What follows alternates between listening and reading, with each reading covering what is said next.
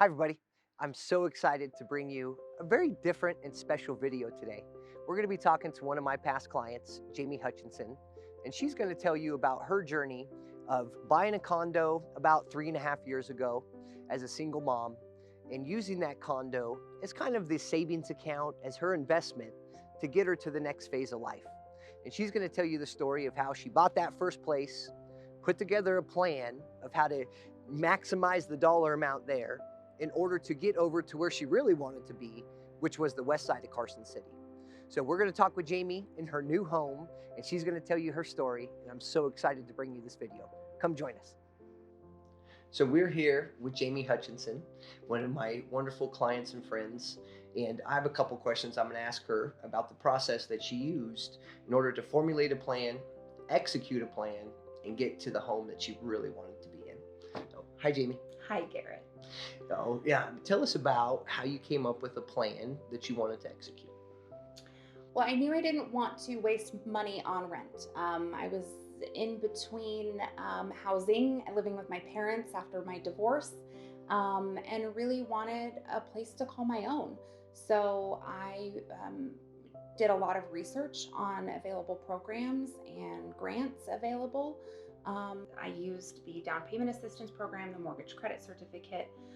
So I made sure that I knew what I was getting into, what my credit had to be, what my income had to be, all those kinds of things. And then it was about calling you. Appreciate that.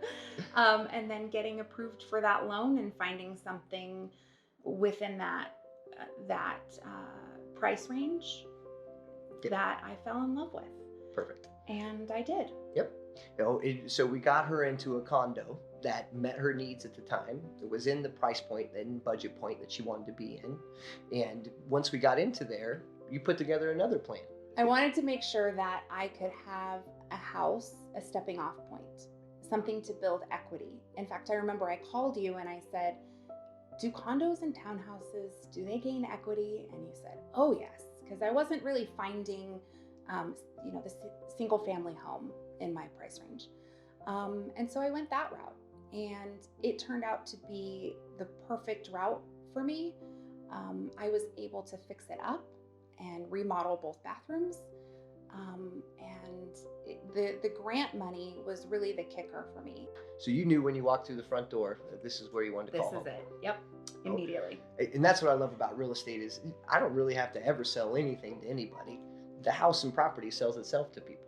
No, but she had an idea of where she wanted to go, where she wanted to be, and knew financially what it would take to get to that place.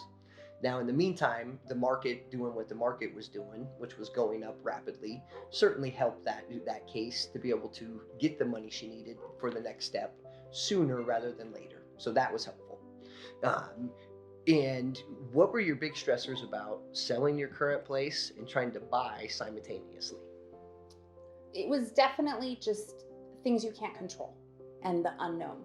So am I going to sell my house first and have a place to live? Or I found this dream home that is perfect. Am I going to lose that? It was a roller coaster of emotions, trying to navigate through. But I had a community of people around me that I trusted. I trust you and Chad wholeheartely. And so I wouldn't have wanted to work with another realtor or lender, my housing team. And so I'm so grateful that during those stressful times, I had a place to reach out and touch base. And you could talk me off the ledge, which you had to a couple times. The second house that we looked at, which made that process fairly easy to find the one that she really liked.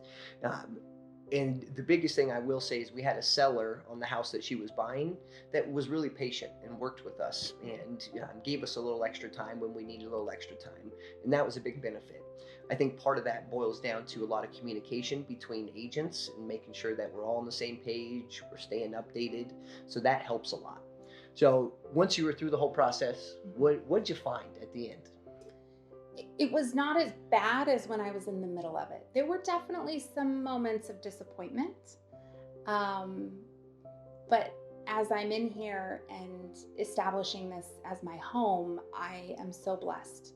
I'm so blessed, and I wouldn't have changed the process for a minute because of what came out on the other side. And that's the thing is, success isn't always a linear process. There's some zigs and zags. Most often there's zigs and zags. So staying in that positive frame of mind and knowing and having faith that everything's going to work out is a big part of it. A big part of my job is to be that cheerleader and that counselor to talk people off the ledge when we have to talk them off the ledge, and really having that faith that it's all going to work out in the end. And a couple kudos to Chad Watson and Prime Lending for helping with all the lending part of this. I know he was always there to answer your questions. The best. Yep, Always answered too. Always answers. Yep, Chad did a wonderful job. And also to the agent, Jessica Hodges with Harcourt's Real Estate that we worked with, who represented the seller on this house. Again, the seller was very kind and patient and gave us some extra time when we needed it. So I hope this story tells you that it's not impossible to sell a house and buy a house. It's not impossible to put together a grand plan of what you want to try to accomplish. And this unfolded over what, almost 4 years? Yeah, 4 years. Yep. And look into the grant programs. They are available, they are wonderful, and that's what they're here to do, is to help you establish your stepping off point or your forever home. Without a doubt. And if I can help you or anyone you know with their real estate needs, my contact info is below. Thanks for watching, and thanks for joining me, Jamie. Thanks, Garrett. You bet.